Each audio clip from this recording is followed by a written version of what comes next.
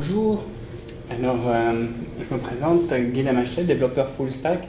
Ça veut dire que depuis 10 ans que je travaille avec Drupal, j'ai beaucoup travaillé dans des petites équipes où il faut faire souvent beaucoup de choses, beaucoup de tâches de la récupération des besoins auprès de l'utilisateur, codage jusqu'au déploiement, mise en place des solutions d'hébergement. Donc aujourd'hui, je vais vous présenter différentes techniques pour optimiser le chemin de rendu critique dans Drupal.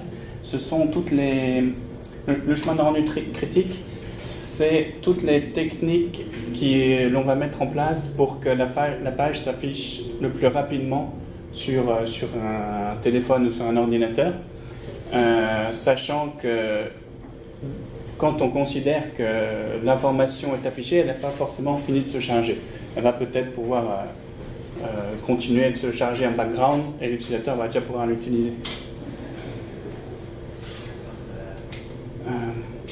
C'est des techniques déjà un petit peu avancées.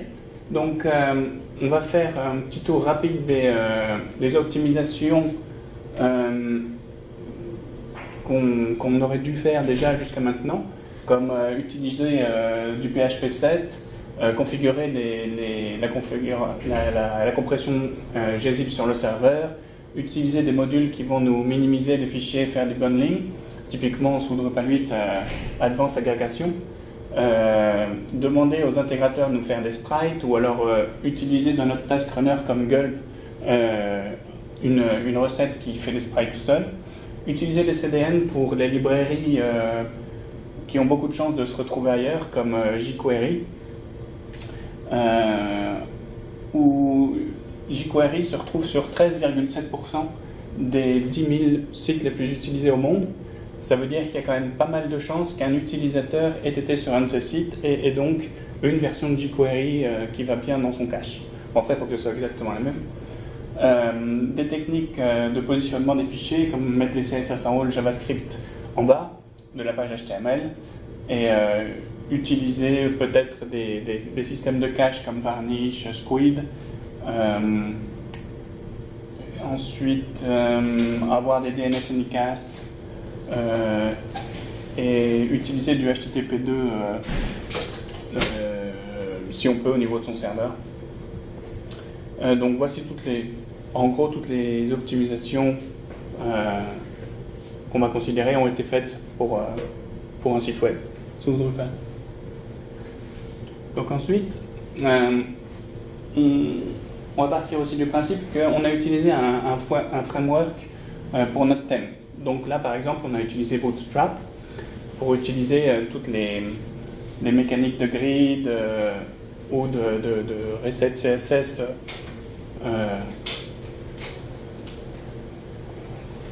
Bonjour. Et donc Bootstrap, on peut sélectionner les composants dont on a besoin pour notre site. Donc ça va être au cas par cas évidemment. Mais peut-être dans mon exemple, le site n'avait pas besoin de jump on Chrome ou les thumbnails s'étaient faits différemment. On n'utilisait pas les alertes de Bootstrap ou ses progress bars. Donc c'est des choses qui ont été commentées lorsqu'on a généré le fichier CSS de Bootstrap. Et on est passé de 234 kilooctets à 145 kilooctets. Si après on minifie le fichier, on se retrouve avec un fichier Bootstrap à 105 kilooctets, soit 55%. On a enlevé 55% du fichier originel. Donc là déjà on a gagné un petit peu en taille de CSS. Par contre, on va se rendre compte lorsqu'on utilise l'onglet de débugage de Chrome, par exemple ici, que même si on a commencé à enlever tout ce qu'on n'utilise pas dans Bootstrap, il y a encore 87% des CSS sur la page qu'on a affichée là qui n'ont pas été utilisés. Typiquement, lorsqu'on utilise la grille Bootstrap, on va utiliser des largeurs de 4, 8, 6, mais notre site n'a pas eu besoin des largeurs 3, 9 ou certains éléments de la grille, et ça on ne va pas aller le commenter à la main dans les fichiers, c'est pas possible. Donc il nous faudrait un système pour, de la même manière que nous fait le debugger de Chrome, qui est ce qu'on appelle le coverage, ça existe aussi pour le JavaScript, là j'ai juste fait pour le CSS, qui va en fait identifier les CSS qu'une page utilise vraiment et nous les extraire pour qu'on n'ait que ça à envoyer au client et donc à l'utilisateur, et donc garder, optimiser la bande passante et la charge qu'on envoie au navigateur. Parce que même si les CSS ne sont pas utilisés, en plus de prendre la place lors du transfert, c'est aussi de la mémoire, du parsage qui est utilisé pour rien. Donc là, on va utiliser un outil qui s'appelle UnCSS, qui va faire exactement ça. C'est un outil qui va supprimer les règles CSS non utilisées sur une page. Et ce qui est intéressant, c'est qu'il prend en compte aussi les CSS qui ont été injectés par JavaScript. Donc lorsqu'on a des librairies JavaScript qui nous injectent des nouvelles classes, des nouveaux fichiers, on va les avoir pris en compte dans cette affaire. Donc typiquement, on va configurer les différentes pages qu'on veut étudier. Donc là, on peut imaginer qu'on a 4 grands types de pages sur notre site. On va lui donner la feuille de style qu'on veut UnCSSer, et on va lui dire de nous écrire son résultat dans un répertoire de sortie. Et en faisant ça, on voit que le fichier bootstrap.min ne pèse plus que 11 kilooctets, donc par rapport aux 240 à l'origine, on a déjà enlevé une bonne partie des CSS qu'on n'utilisait pas. Donc ça, c'est une opération qui prend un petit peu du temps parce que le script va ouvrir des pages, les parser. Donc c'est pas quelque chose qu'on fait forcément tout le temps, mais dès que notre style est relativement stable, on peut le faire sur le fichier Bootstrap seulement, et on part du principe que tous les CSS qu'on a écrits, on les utilise quelque part et on va les garder. Une seconde technique ensuite pour que la page web s'affiche le plus rapidement possible sur un mobile ou un ordinateur, c'est de ne considérer que la partie visible de la page dans le chargement. Donc on appelle ça le chemin critique, les CSS critiques qu'on va extraire, et ensuite on va les mettre en ligne dans le fichier HTML. On va faire du inlining avec ces CSS-là pour que dès le début de la réception du CSS, même si on n'a pas encore fini de télécharger tout le CSS, on a déjà tout ce qu'il faut pour afficher la page. Et donc là, on va utiliser un outil qui s'appelle Critical ou Penthouse. Critical se base sur Penthouse, donc après c'est des cas d'utilisation différents. Et on va par exemple lui donner différentes tailles d'écran pour lequel on veut extraire le CSS critique, typiquement un mobile et ensuite des dimensions pour un écran d'ordinateur. Et donc ça c'est un script qu'on fait. Il existe, on peut l'utiliser avec Gulp ou différents outils d'intégration, même si ça c'est du Node.js en l'occurrence. Et en faisant ça, on va se retrouver avec un CSS de 8 kilooctets. Alors ça, c'est du CSS, c'est tout le CSS de la page qui a été pris en compte, c'est pas juste la partie Bootstrap. Donc là, on a identifié 8 kilooctets de CSS qui sont ce dont on a besoin pour afficher notre page au-dessus de la ligne de flottaison. Donc ces CSS, typiquement, on va vouloir les inliner dans notre site pour ne pas avoir à... Ce serait dommage de mettre dans le fichier CSS à part, puisqu'on va avoir une requête qui va être faite, supplémentaire, bloquante, pour ce genre de choses.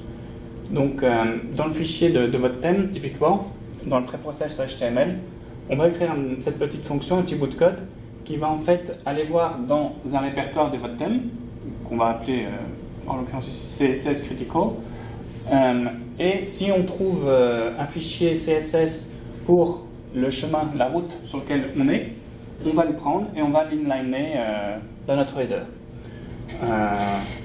On peut aussi partir du principe qu'on a juste un seul fichier qui fait à peu près tout, qu'on va appeler défaut, et c'est ce fichier-là qui va être pris. Donc là, on a une granularité, on peut gérer le CSS critique, soit de manière globale sur le site, ou alors par route. Puis si vous avez besoin de plus de granularité, vous pouvez modifier cette fonction pour ajouter des cas d'utilisation spéciaux. Est-ce que vous avez des questions jusque-là sur... Il y a une question. C'est quelle la différence entre le CSS généré par l'outil UNCSS et le CSS critique? Un CSS va extraire le CSS que le site utilise à partir d'un fichier CSS. Donc ça peut être, on va par exemple retrouver les CSS du footer, les styles qui s'appliquent au footer. Alors que dans Critical, on s'arrête à ce que voit l'utilisateur dès le chargement, au premier chargement. Donc typiquement, les CSS du footer ne seront pas là. Et si après vous avez des articles ou des choses, eh ben, on ne va pas retrouver le CSS là. Parce que dans cette configuration, on prend ce CSS identifié qu'on va mettre en ligne, et ensuite on retrouve quand même tout le gros fichier de CSS qui va être chargé après. Mais lorsque le site s'affiche très rapidement, on a tout ce qu'il faut pour afficher. Même si le reste n'a pas fini de charger, l'utilisateur a un site qui fonctionne. Il est content. Laisser l'autre pour le CSS. Exactement, c'est ça. On va lui envoyer un petit bout, on lui dit tu as tout ce qu'il faut pour le début, puis le reste ça va continuer à charger ensuite. Très bonne question. Donc ça c'était les techniques pour bien faire fondre le CSS déjà sur un site. Alors ensuite pour l'optimisation au niveau du JavaScript, on a lorsqu'on ajoute des librairies JavaScript à Drupal, on peut lui dire de mettre ses mots-clés dfr ou A5 comme indice de chargement pour le navigateur.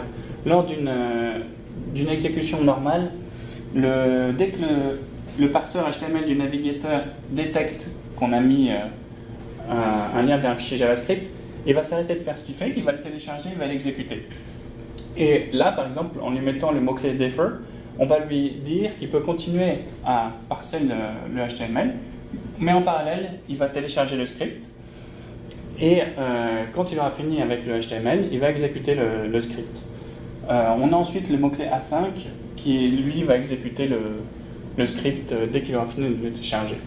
Alors, on peut pas, ces mots-clés-là, pour les utiliser, surtout le dernier A5, il faut qu'on ait pris en compte ce cas d'utilisation lorsqu'on a écrit le CSS, le JavaScript, puisqu'on peut très bien exécuter du JavaScript sur une page où le DOM n'est pas complètement fini d'être initialisé. Donc si par exemple notre JavaScript fait un traitement sur toutes les images, ben, s'il s'exécute ici, on n'aura pas encore récupéré les images qui sont au bout du fichier. Donc on ne peut pas l'utiliser tout le temps, mais par exemple si c'est un script de tracking de l'utilisateur où on veut savoir comment se déplace sa souris, on peut l'exécuter tout de suite, on n'a pas besoin du DOM pour que ce soit fini. Par contre, defer, c'est quelque chose qu'on peut utiliser relativement facilement. Il y a peu de chances que ça brise quoi que ce soit. Et ça accélère notre chargement de page facilement. Ça, c'est des optimisations qu'on peut faire au niveau du JavaScript. Ensuite, une des bonnes optimisations qu'on peut faire, c'est assez simplement de limiter le nombre de librairies JavaScript qu'on utilise, puisque le JavaScript est quand même quelque chose qui prend beaucoup de ressources sur mobile surtout. Donc moins on en a, plus notre site va vite. Ensuite, on peut voir pour utiliser Webpack, c'est pas quelque chose que j'ai creusé. Webpack, il fait un petit peu ce que faisaient les outils que je vous ai montrés au niveau du CSS, mais il est fait pour le JavaScript. C'est-à-dire que Webpack, il va identifier pour la page web sur laquelle on est, quelles sont les parties du JavaScript dont on a besoin, et enlever les autres charges mortes sur notre page.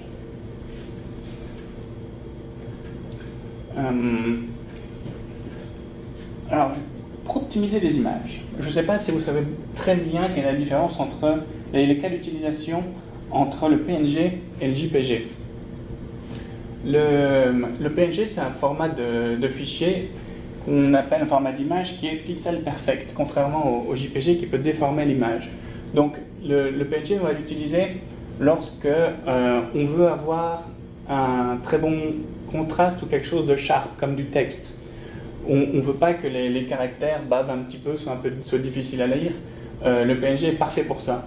Ensuite, le PNG, c'est un format qui est compressé par un algorithme zip à l'intérieur. Donc, dès qu'on a des aplats de couleurs et donc des pixels qui se répètent, beaucoup de pixels pareils, ça va marcher très très bien. Le PNG ne va pas être si gros que ça en fait. Donc le format de PNG, en plus de la transparence, est parfait pour tout ce qui est capture d'écran ou alors capture de texte ou aplat de couleur. Le JPG va être bien meilleur pour tout ce qui est photo et ce qui est dégradé. Mais on sait en l'utilisant que le PNG peut être très gros très vite.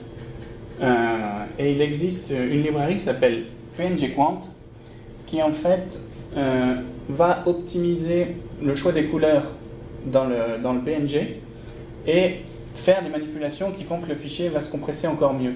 Et on a un effet vraiment assez marqué, puisque un fichier PNG peut perdre jusqu'à 70% de sa taille quand il passe par cette moulinette. On le retrouve, ce service, sur tinypng.com par exemple. C'est un service gratuit où on peut drag and drop ses photos et vous les compresse gratuitement. Ou alors, si vous voulez l'installer sur votre serveur, c'est la librairie qui s'appelle PNG Quant. Et au final, très peu de monde le font, parce que même Google ne le fait pas forcément sur ses images PNG. Mais ça ouvre vraiment des possibilités d'utilisation, parce que dès que le PNG est plus très lourd, on peut faire vraiment des choses intéressantes et la qualité visuelle du site est bien meilleure. Ensuite, on sait que Drupal peut compresser les images en JPG automatiquement, mais il existe un module qui s'appelle Image Optimize qui permet de faire des modifications supplémentaires lors de la compression JPEG, comme par exemple enlever les données EXIF qui sont dedans, ou alors compresser de manière un petit peu plus optimisée, mais là c'est pas flagrant au niveau des images. Mais vraiment, s'il y a un conseil là-dessus, c'est dès que vous avez des PNG, passez-les sur le site TinyPNG. Vous allez vraiment gagner de la place et optimiser le chargement de votre site assez facilement. Ensuite, pour les web fonts, donc ça, au final, c'est un sujet très complexe, puisqu'on peut avoir lors du chargement du site, le texte qui n'apparaît pas tout de suite, ou alors qui clignote, ou la page qui se réorganise. Et les différents outils de texte considèrent que les web fonts, c'est quelque chose de bloquant lors du chargement de la page. Donc c'est quelque chose qui, au niveau de l'expérience utilisateur, est très important d'optimiser. Donc il y a 3 catégories d'amélioration possibles pour améliorer le chargement des web fonts. Une des optimisations est de réduire la taille des fichiers fonts en, par exemple, sélectionnant qu'une partie des lettres dont on a besoin. Donc on va prendre par exemple l'alphabet latin, et puis dans un premier temps on va télécharger un fichier où il y a du grec ou une autre langue, ou alors plein de caractères UTF-8 dont on n'a pas besoin pour notre page. On peut aussi utiliser une technique de preloading qui va indiquer au site web dans une balise du header: tu as absolument besoin de ce fichier-là, télécharge-le maintenant, on en aura besoin plus tard. Ou alors on peut aussi, après avoir réduit la taille des fichiers de fonte, inliner ce fichier fonte dans la page web pour avoir la fonte nécessaire dès le début du chargement de la page. Et ensuite, on peut faire un chargement en plusieurs étapes. C'est-à-dire que souvent, quand on a des web fonts, on va avoir un fichier fonte pour la fonte normale, un fichier pour la fonte en gras, un fichier pour la fonte en italique, ce genre de choses. Et on peut forcer le navigateur à n'utiliser que le fichier de fonte normal, même pour faire du gras, par exemple, dans un premier temps. Et dans un second temps, on va télécharger tous les autres fichiers dont on a besoin. C'est ce qu'on appelle le chargement en plusieurs étapes. Mais une des contreparties de toutes ces techniques, c'est qu'il faut héberger les fonts chez nous. Puisque quand on les lit directement depuis chez Google, on ne peut pas modifier le fichier CSS qu'on va recevoir. Ou on aimerait bien, par exemple, des fois, injecter des balises qui vont modifier un peu le fonctionnement du chargement des web fonts. Donc, si vous voulez améliorer le chargement de vos web fonts rapidement sous Drupal, ce qu'on va faire, c'est qu'on va utiliser le preloading. C'est-à-dire qu'on va rajouter une balise dans le header, une balise preload, qui est supportée par 80% des navigateurs. Mais en l'occurrence, ça, c'est le chiffre pour le support des fontes WOF2. Parce que là, on force l'utilisation d'un format de fonte spécifique qui est supporté par 80% des navigateurs. Donc on peut partir du principe que 80% des gens vont pouvoir utiliser cette amélioration, et les autres, c'est juste que leur page va mettre un peu plus de temps à charger, puisque toutes les autres fontes sont disponibles dans le site, mais ils ne les auront pas préloadés. Question. Quand les fontes variables vont arriver, vont se standardiser, est-ce que ça va nous faciliter le travail? Ah oui, ça va faciliter le travail, parce que dans une de nos optimisations, on fait un chargement en plusieurs étapes pour ne pas avoir à télécharger tous les autres types de fontes. Alors que quand on aura la fonte variable, on aura juste à s'occuper d'un seul fichier pour une fonte, et puis on aura fait la job. Mais après, si on a plusieurs fontes différentes, ce sera pareil. Mais exactement. Ensuite, si vous voulez vraiment avoir un chargement des web fonts super optimisé, alors ça, c'est le chargement en 2 étapes. Ça veut dire qu'on va préloader un subset de la fonte, donc typiquement les lettres A à Z plus les majuscules et les chiffres, c'est tout. Et dès que la fonte sera chargée, on va rajouter une classe sur le body qui va faire qu'on va charger toutes les autres fontes nécessaires à l'affichage de la page. Donc dans un premier temps, le navigateur, quand il va avoir du gras, il va déformer la fonte regular pour avoir du gras, pareil pour l'italique, et dès qu'il va recevoir la nouvelle fonte, il va remplacer la fonte gras déformée par la vraie fonte en gras. Et les changements sont vraiment minimes. C'est sûr, c'est plus beau quand on a la vraie fonte grasse, mais sinon ça marche vraiment bien. Et ça, par contre, ça nécessite un petit bout de JavaScript qui s'appelle Font Observer, qui va en fait nous prévenir quand la fonte sera chargée pour qu'après on aille charger tout le reste. Donc c'est une contrepartie. On va rajouter du JavaScript encore dans le site, donc après à vous de voir si vous voulez rajouter du traitement JavaScript pour ça ou pas. Mais ça, c'est la technique OR, puisque c'est la meilleure. Et ici, je vous ai mis en référence un site web où la personne a essayé toutes les possibilités existantes. Il a pris beaucoup de temps, d'énergie et d'explications pour expliquer tout ça, dont je vous ai donné la solution. Alors ensuite, dans le futur, on aura un petit mot-clé qu'on rajoute dans la déclaration des fontes. Donc pour ça, il faut faire l'hébergement des fontes chez soi, comme on a vu tout à l'heure, qui est supporté par 70% des navigateurs, qui va en fait expliquer au navigateur quoi faire pendant le chargement des fontes. Donc, si on lui dit par exemple, on lui passe le mot-clé bloc, il va demander la fonte. En attendant, ça va être invisible. Si au bout de 3 secondes, il l'a pas reçu, il va utiliser une des fontes du système pour fallback. Et ensuite, quand on aura récupéré la web fonte, il va afficher la web fonte. Swap, lui, va afficher la fonte de fallback et afficher ensuite la web fonte dès qu'on la reçoit. Donc typiquement, ça va être swap qu'on va utiliser dans nos cas d'utilisation. Et ensuite, on a même optional qui, lui, s'il n'a pas la web fonte tout de suite, il passe à la fonte. C'est lui qui décide au bout de 100 millisecondes s'il passe sur du fallback ou la web fonte. Donc si le réseau est trop lent, on n'aura jamais la web fonte qui va s'afficher sur le site. Donc ça, c'est une petite fonctionnalité qu'on va recevoir. Je considère qu'à partir de 80-90%, on peut utiliser sans problème.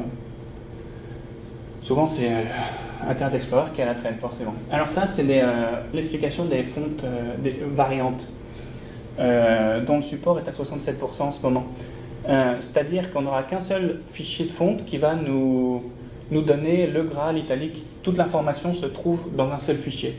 Et on va gagner 30-40% du poids du fichier, surtout dès qu'on commence à utiliser des choses comme le souligner ou sur le saut. Donc là, par exemple, quand on voit ce dessin, on se rend compte que pour l'instant, les fontes, quand on a téléchargé une fonte regular, la seule chose qu'on peut faire, c'est l'augmenter de façon proportionnelle. Quand on aura les fontes variantes, on va pouvoir les faire aussi grandir en épaisseur, si on veut. C'est-à-dire qu'on voit que pour avoir le gras, une partie de la fonte ne grandit pas de la même manière qu'une autre. Et toute cette information va être contenue dans ces fichiers. Donc on va pouvoir avoir en un seul fichier toutes les possibilités. Ça va être plus simple pour le futur. Ensuite, d'autres optimisations qu'on peut déjà commencer à faire, mais qui dans le futur seront encore mieux supportées, c'est les petits mots-clés qu'on rajoute dans le header qui vont quand le navigateur le supporte, accélérer le chargement de votre page. Par exemple, DNS Prefetch, ça veut dire ce nom de domaine-là, je vais en avoir besoin plus tard, mais commence déjà à faire le DNS Lookup. Par exemple, si vous avez mis votre jQuery sur un CDN, eh ben, on va déjà lancer le DNS Lookup pour l'adresse du domaine sur lequel il est hébergé. On va gagner un peu de temps. Le Pre-Connect, c'est une version encore un petit peu supérieure où là, il va même commencer à faire le Uncheck TCP et la négociation si on est en HTTPS, qui peut prendre beaucoup de temps, le TSL négociation. Donc ça peut nous faire gagner 200 millisecondes sur un chargeur de jQuery par exemple. Le prefetching, lui, c'est pour lui indiquer que ce fichier, on va en avoir besoin, mais c'est le navigateur qui décide s'il le télécharge et le met en cache ou pas.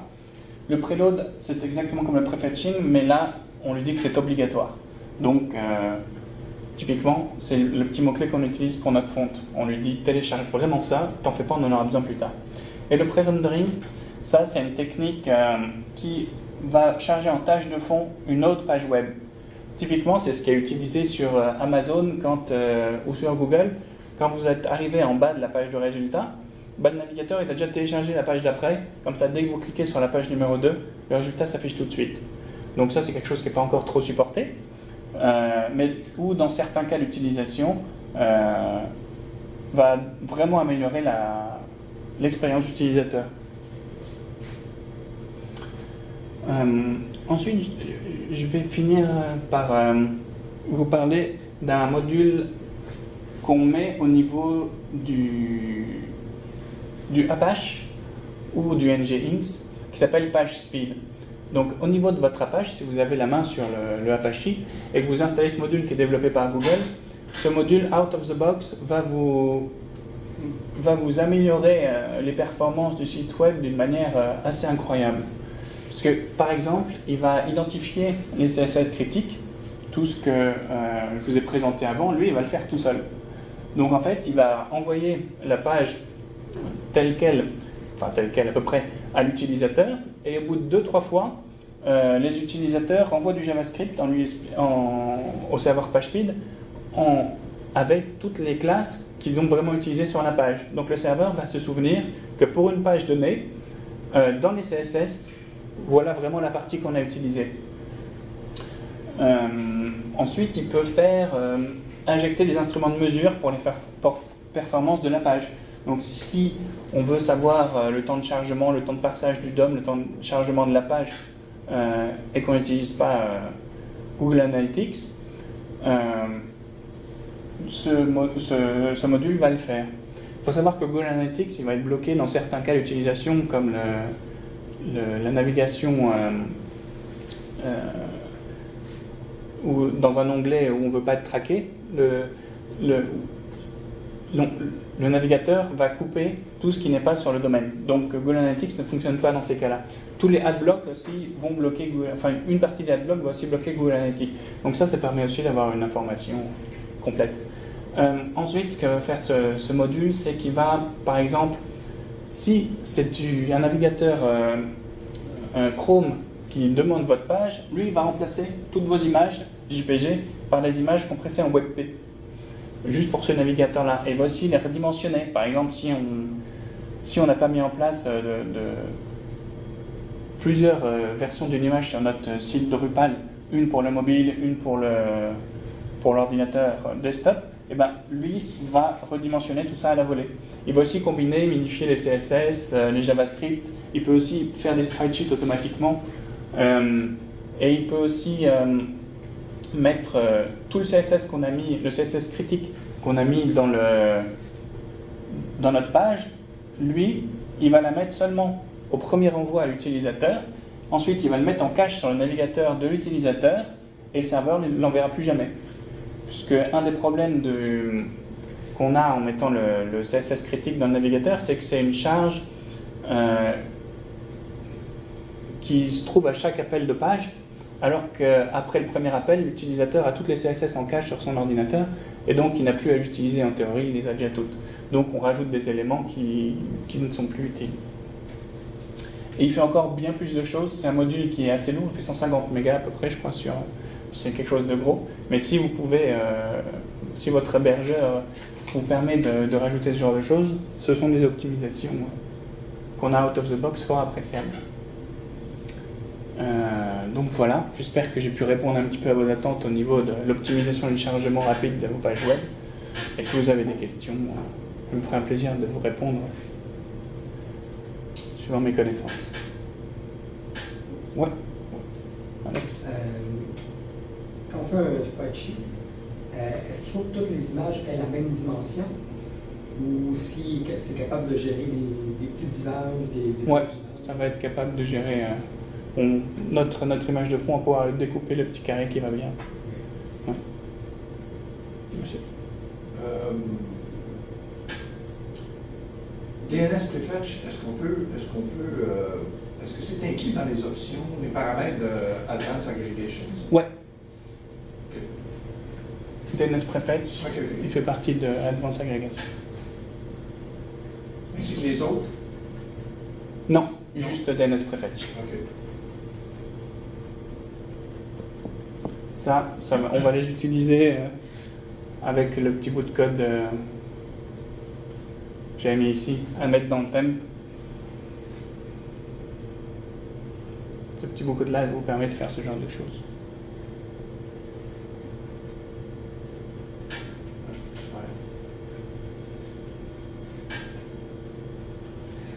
Est-ce que vous allez mettre votre présentation disponible? Ouais, je vais le faire. Ok. Je pense que dans les commentaires de la vidéo, je mettrai le lien vers la présentation. Ah ok, parfait. Ouais. Merci. Merci beaucoup d'être venu.